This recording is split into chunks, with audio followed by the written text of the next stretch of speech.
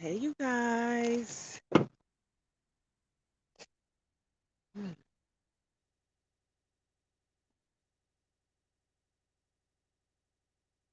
Just heard some dings on my phone that lets me know that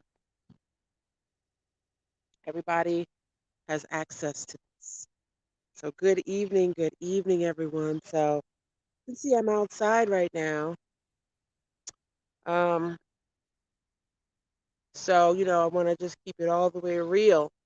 I am at a client's house right now and with a senior pet. And so, I may not be able to do the full 30 minutes today, but that's okay. Welcome to the Senior Pet Chat with Dr. Croom. Um, every Monday night we get together and we talk all things senior pets.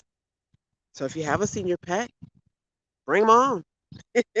One of these days, maybe we'll have guests. Not today because I'm mobile right now and moving around, but in the future, I'm definitely going to have some guests on who have senior pets. Let me turn this way. The sun is better.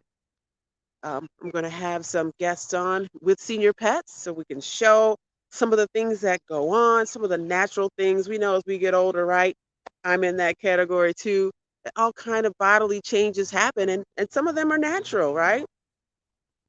We can't avoid some of these changes as we become senior people, senior animals, but I love the fact that my focus is a holistic one.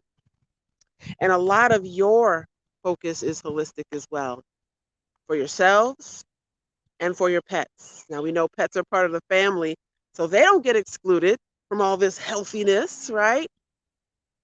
So, I'm going to do my best to keep track of the chat because since I am mobile today, I won't be able to switch it back and forth between, I think if you're on the Dr. Kroom Army Vet page, that you should be able to see, I should be able to see your comments. So, hello, Miss Rajashar. Hi, Radhika. And then there's a Facebook user that says, good evening, Dr. Kroom. I'm not sure who that is because it's probably on another page that I can't see. You might be on my Tenera Kroom page or something like that. So, I'm here for any questions that you may have about senior pets. I usually get a lot of questions about, is this kind of food or, should I try a raw diet in an older dog or, you know, um, and let me just talk about that for a minute because that is a question that came up recently at one of my virtual consultations. One of the things that people really love about our service is that we have virtual consultations, right? With the way the world has changed lately, everything's not in person all the time, not right away. And so we have shifted our business model as well at Dr. Crew Mobile Veterinary Service so that, if you have a senior pet, maybe a little creaky, right? A little pain sometimes, little hips, right? Various joints might be in pain. Um, they're not always ready to jump in the vehicle and go to the vet. So this is why we do our virtual consultations first, where we can chat about all that and figure out what exactly is going on. What medications is your senior pet already on? Are there any ways that we can wean them off of that and maybe wean them onto something in my holistic backpack, right? So that's some of the main things that my senior pet owners want to talk about. And so let's see, PTSD. Okay, PTSD. That's something that was put in the chat. I would say PTSD would be something that a lot of times if people adopt a senior pet that is a rescue, right? If they are adopting a senior pet that has already been going through things, that is a situation where PTSD could really take effect. And when they come to me for their virtual visit, that's one of the things that we discuss. How are we going to get that anxiety level down in that dog or cat, right? Or horse or goat. So, being that it's National PTSD Day today, thank you, Radhika, for managing that. We know that it's something that we veterans can go through, right? And PTSD is definitely something that the animals go through.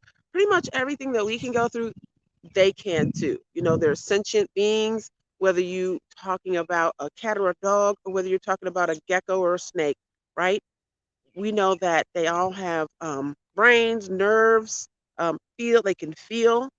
This is one of the reasons why I'm really working hard towards going towards veganism. It's been a struggle for me. I'm just keeping it totally 100 with you. That's one of my goals, is to go in the vegan direction so that, every animal gets its fair chance. And so we, one of the questions was, as far as senior pets, should I feed them a raw diet? Because there's so much out there these days about, oh, feed them raw, feed raw. Get the raw meat and give it to them. That's going to give them what they had in the wild. That's not always the case, right?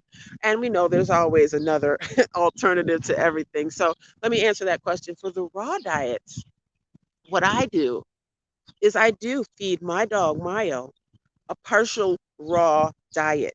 So I do still use kibble sometimes.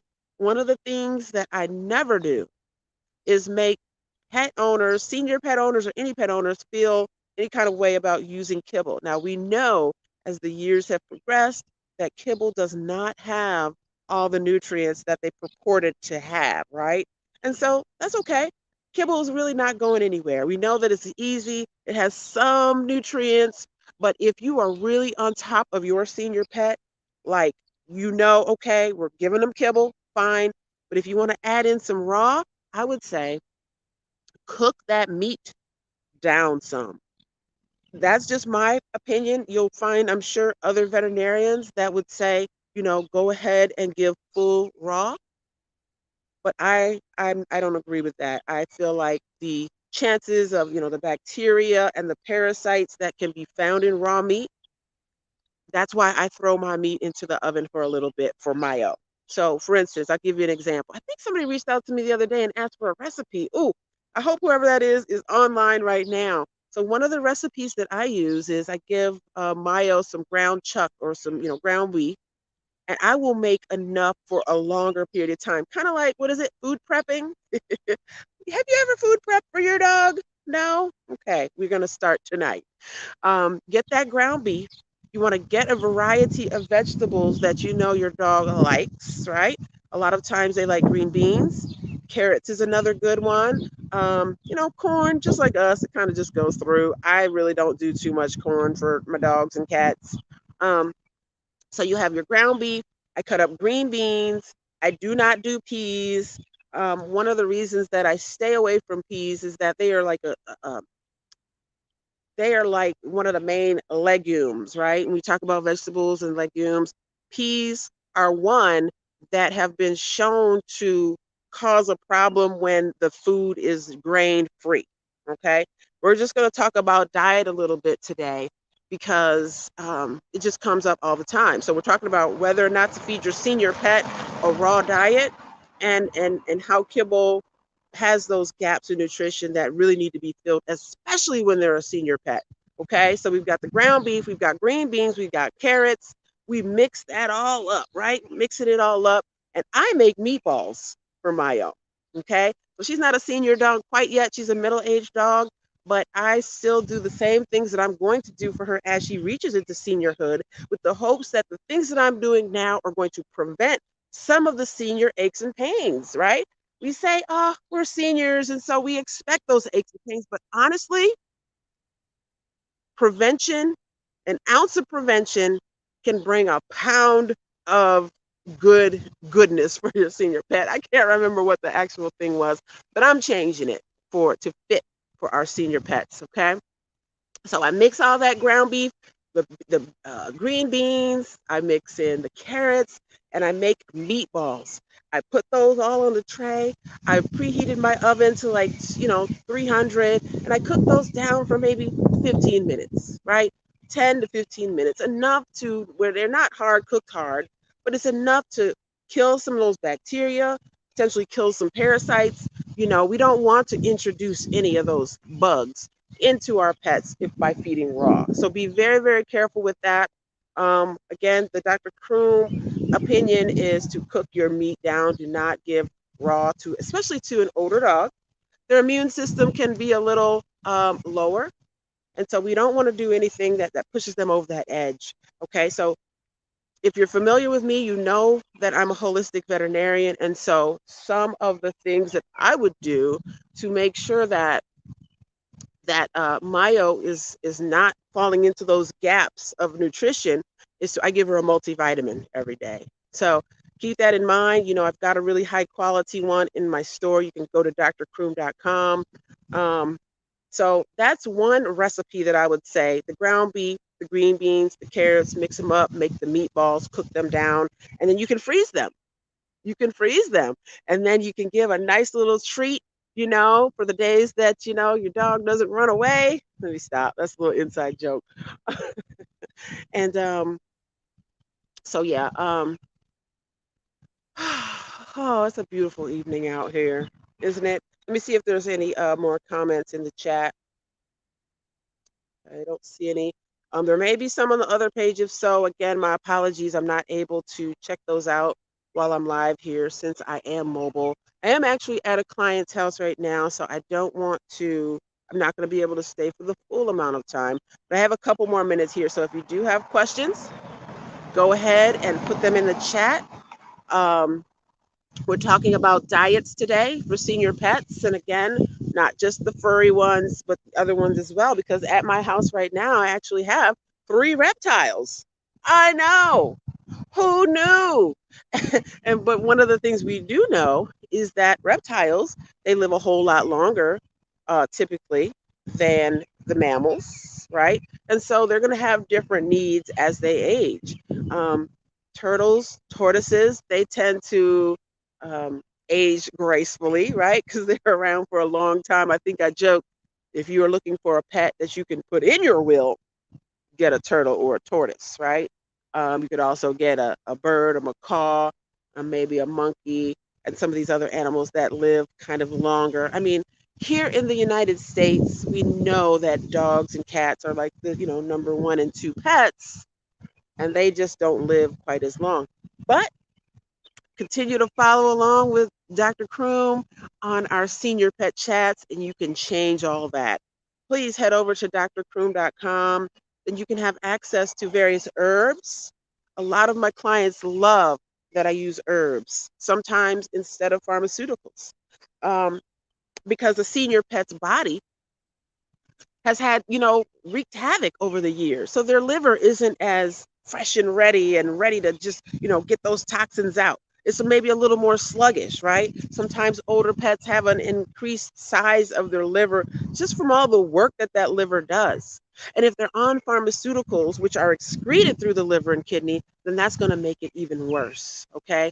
So you want to make sure that you're doing everything you can for your senior pet. That includes, like I said, I give my dog a multivitamin every day. Please check out drcroom.com so you can take a look at what I have to prevent some issues with your pets too. Another big issue with senior pets that we can really do a lot for on the prevention side is when they're having those pains, aches, joints. A lot of times people mistakenly think that joint and hip pain is only designated for those large breed dogs. And they're not wrong that Great Danes and German Shepherds and Malamutes and Bernese Mountain Dogs are in need of hip and joint type of supplementation. Um, that was a friendly neighbor waving. But did you know that small breed dogs, I don't know for you out there who have corgis, right? Welsh corgis, for those of you who have dachshunds, they tend to have issues with their backbone. Those are all joints, people. The little fingers, the little paws, right? So it's not just, so when you see hip and joint, you've got to realize that it is not just talking about those large breed dogs. It's talking about any senior dog that can be experiencing pain in any of their joints. Okay, so definitely head on over to Dr. Croom, see what I got, see what you might need to help your senior pet prevent some issues that are preventable. And if they're not preventable, hit me up on drcroom.com and let's set up a consultation so that we can talk about it and maybe get some herbs into your senior pets regimen. Okay. So I'm going to get ready to head out. Like I said, I am with a client right now, but I did not want to miss out. This is on my schedule. This is very important to me. I need you to know that I am here for you, senior pet owners. I love senior pets, and I love that you are here joining me tonight. So make sure you put it on your schedule every Monday night at 7:30. I will be here, and let me see. This next Monday though, is this the 4th coming up on a Monday or is that Sunday? Is that Monday? Hmm. That's my birthday. So let me put my Cash App in the I think my Cash App might be Dr. Croom, DrCroom. Did I just do that? I did. My birthday's coming up. The fireworks are all for me and my sister, who kind of came in a few years later and also had the birthday.